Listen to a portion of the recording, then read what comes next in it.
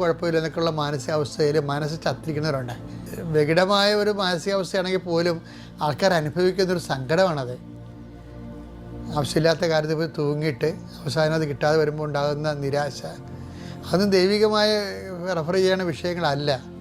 ദൈവത്തിൻ്റെ അരൂപി ദൈവത്തിൻ്റെ ഹിതമല്ല. അവരുടെ സ്വന്തം ഇഷ്ടത്തിൽ പോയിട്ട് അതിൽ നിന്ന് കിട്ടിയ പരാജയം കൊണ്ട് അവരനുഭവിക്കുന്ന, അവർ തന്നെ വേലിയെ കിടക്കുന്ന പാമ്പിനെടുത്ത് തോളെ വെച്ചതല്ലേ. പക്ഷേ എങ്കിലും മനുഷ്യനാണല്ലോ ആ വിഷമം അനുഭവിക്കുന്നത്. അതുകൊണ്ട് തന്നെ മനുഷ്യനെ അങ്ങനെയുള്ള പ്രയാസങ്ങളിൽ നിന്ന് വിടുവിക്കുന്നത് ദൈവത്തിൻ്റെ കരുണയുടെ ഭാഗമാണ്.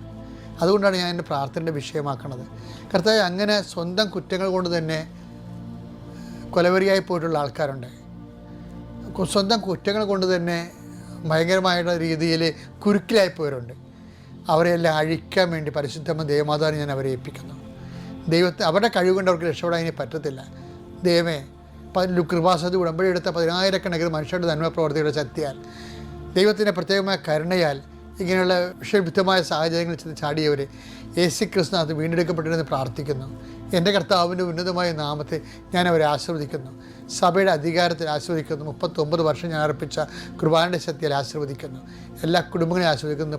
ജോലിയില്ലാത്തവർ, ജോലിക്ക് പോയിട്ട് ഗതി പിടിക്കാതിരിക്കുന്നവർ, നമ്മൾ അധ്വാനിച്ച പണം കണ്ടവൻ്റെ കയ്യിൽ അകപ്പെട്ടിട്ട് ചോദിച്ചിട്ട് പോലും കിട്ടാതെ നിരാശപ്പെട്ട് നടന്നിട്ട് അവിടുന്ന് തൊഴിൽ പോലും നഷ്ടപ്പെട്ടു, ചോദിച്ചതിൻ്റെ പേരിൽ തൊഴിൽ നഷ്ടപ്പെട്ടവർ, ഇങ്ങനെ ഓരോ തരത്തിലും മനുഷ്യൻ്റെ അപ്പുറത്ത്, കഴിവിൻ്റെ അപ്പുറത്ത്, അവൻ്റെ ഉത്തരവാദിത്വം അല്ലാതെ തന്നെ അനുഭവിക്കുന്ന ഒത്തിരി വേദന അനുഭവിക്കുന്ന സഹോദരനുണ്ട്.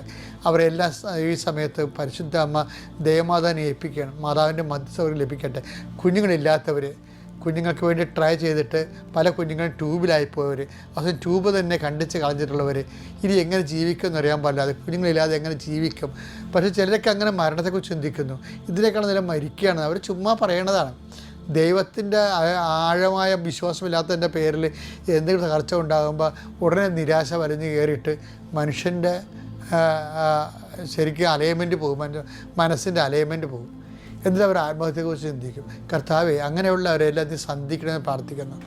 എൻ്റെ കർത്താവിൻ്റെ ഉന്നതമായ നാമത്തിൽ, സഭയുടെ അധികാരത്തിൽ, കുരിശിൻ്റെ അടയാളത്തിൽ, ദൈവത്തിൻ്റെ ശക്തിയാൽ ഞാൻ മക്കളെ ആശീർവദിക്കുന്നു. ദൈവത്തിൻ്റെ കരുണ നിങ്ങളെ ആവശ്യിക്കട്ടെ. മനസ്സിന് കരുത്തില്ലാത്തവരെ കർത്താവിൻ്റെ വിശുദ്ധമായ രക്തം തളിച്ചുകൊണ്ട് ലോകം കണ്ട ഏറ്റവും വലിയ ധൈര്യശാലിയായ യേശുക്രിസ്തുവിൻ്റെ നാമത്തിൽ നിന്നെ ഞാൻ ശക്തിപ്പെടുത്തുന്നു. കർത്താവിൻ്റെ കരുണ നിന്നെ ആവശ്യിക്കട്ടെ. Lord Jesus Christ, power of his spirit, touch with a fire finger, soak with a precious blood. കർത്താവ്, തൊഴിലില്ലാത്തവർ, ജോലിയില്ലാത്തവർ, പരീക്ഷ എഴുതുന്നവർ, പരീക്ഷയ്ക്ക് പ്രിപ്പയർ ചെയ്തുകൊണ്ടിരിക്കുന്നവർ,